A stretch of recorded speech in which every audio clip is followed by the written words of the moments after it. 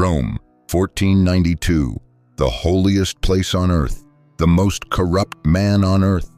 The same man, the same place, at the very same moment. The cardinals are locked inside the conclave. They must choose a new pope.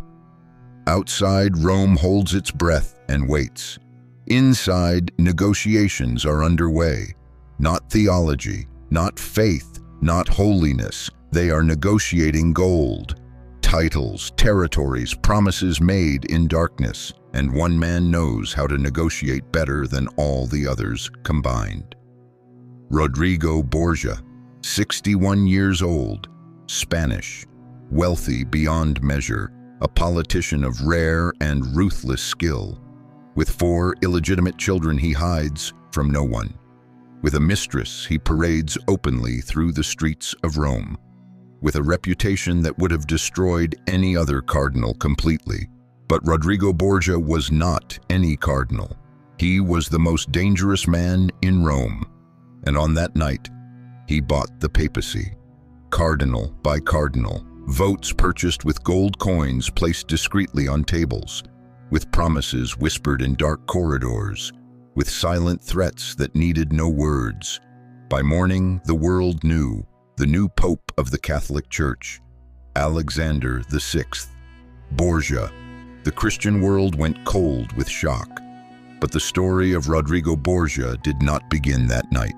It began decades earlier, with a powerful and well-connected uncle, with ambition that knew no ceiling, and with a cold understanding of power that very few men ever possess. Rodrigo was born in 1431 in Spain.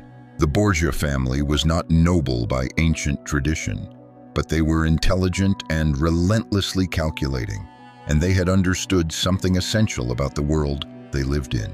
In the 15th century, the church was not merely a religious institution. It was the most powerful political organization on earth.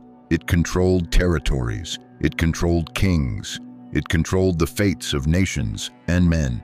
Rodrigo's uncle had become Pope Calixtus III, and the very first thing he did was name his nephew a cardinal at just 25 years old.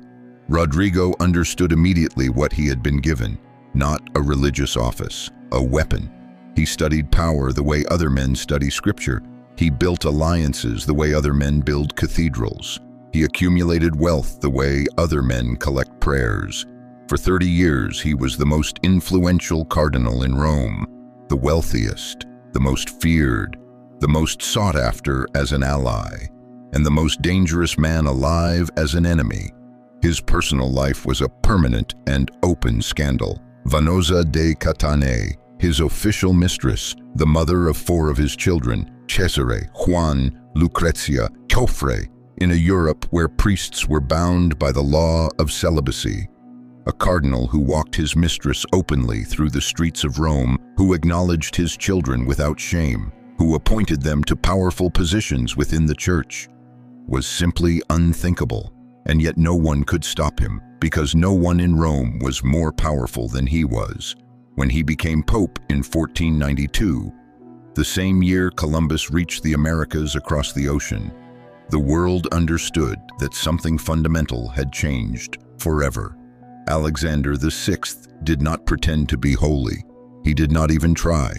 He moved the papal army across Italy like pieces on a chessboard. He signed political treaties like any other sovereign ruler. He placed his children in key positions of power across all of Europe. Cesare Borgia, his favorite son, made a cardinal at just 18 years old, the first cardinal in history to resign the title and walk away. He threw off the red robes and put on armor. He conquered half of Italy using the papal army as his personal weapon. Machiavelli studied him for years and wrote the Prince drawing directly from his example.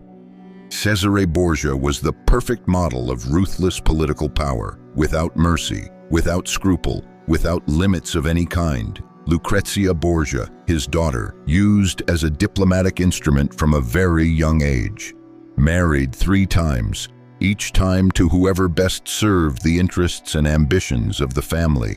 Accused of poisoning enemies, of incest, of conspiracy and murder. Some accusations were true, Others were invented by enemies who feared the Borgia name, all of them impossible to separate from one another now, and Alexander controlled everything from above. From the apostolic palace at the heart of Rome, with an iron hand that bent nations to his will, and a smile that never revealed what he was truly thinking. His enemies did not simply disappear, they were eliminated with cold precision. Cardinals who challenged him died suddenly without explanation. Families who resisted him lost everything they had built.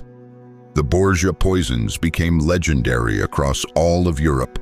Nobody knows with certainty how many deaths can be attributed to them, but the fear was completely real, and fear was always enough. Savonarola, the Florentine friar who preached openly against the corruption of the church, who gathered crowds of tens of thousands in the piazzas of Florence, who burned books and mirrors and paintings in the great bonfire of the vanities, who called Alexander the Pope of the devil himself. Alexander did not become angry. Alexander acted with cold calculation. He excommunicated him. He maneuvered him politically from every direction. He isolated him step by step until there was nowhere left to stand, until Florence itself turned against the man they had once loved. Savonarola was burned at the stake in 1498, in the public square, in front of the very crowds who had worshipped him just years before. Alexander watched from a distance and continued. He divided the New World between Spain and Portugal. Through the Treaty of Tordesillas, one man, one line drawn across a map of the ocean, two empires carved from a single stroke of a pen, he financed the art of the Renaissance. Pinturicchio painted the Borgia apartments inside the Vatican walls. Beauty and decadence living in the same palace corridors.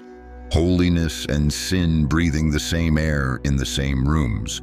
And he lasted 11 years as Pope. 11 years during which the Catholic Church was run like a family business, like a state with divine blessing and the methods of organized crime. The end came in August of 1503. A dinner, a hot Roman summer evening, a fever that struck without warning. Alexander VI died at 72 years old. Some say he drank from the poisoned wine he had prepared for someone else entirely. The perfect and brutal irony, killed by his own weapon. Nobody knows for certain, but everyone believed it. And that tells you everything you need to know about the man he had been. How do we judge Alexander VI, the monster who corrupted the holiest institution in the world, or the man who simply reflected exactly what his world already was?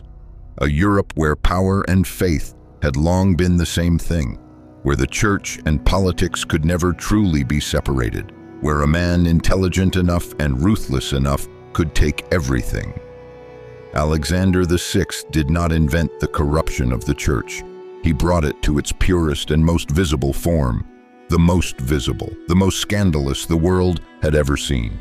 And precisely because he went that far, he triggered the reaction that would split Christianity again. Martin Luther, 1517, 95 theses nailed to the door of a church in Wittenberg. The Protestant Reformation, another rupture in Christianity, born from the same place, from the same corruption, from the same hunger for power that had replaced faith entirely. Alexander VI died. The Borgia family fell. Cesare died in battle at just 31 years old, alone on a battlefield in Spain, abandoned by every ally he had ever made. Lucrezia lived to become a patron of the arts in Ferrara. She died at 39 years old, exhausted by a life lived as a chess piece. But the legacy of Alexander remains, not in holiness, not in faith, but in the question he forces anyone who studies him to confront. When power and faith are mixed together, who truly wins in the end? Not God, not the people. The winner is always the one who knows how to use both, without truly believing in either one. And perhaps that is what made him the most honest pope of all, because the others pretended. They dressed themselves in holiness and hid their power behind it. Alexander never bothered. He never performed for the crowd. He never asked for forgiveness. He never fasted in public while sinning in private. He sinned openly in front of everyone and simply continued. A man who wanted power and took it. With his bare hands, with gold, with threats, with poisons, with arranged marriages, with armies, with blessings given to those who paid and withheld from those who resisted. He took the power of the church and transformed it into a personal empire, and the church allowed it, because the church was already what he was. He did not corrupt it. He brought to the surface what had always been there, and the world hated him for it, not because he was different from the rest, but because he was too similar to what they refused to see in themselves. That is the legacy of Alexander VI. Not a crime, not a scandal, a mirror, one the Catholic Church still looks at today and still turns away from.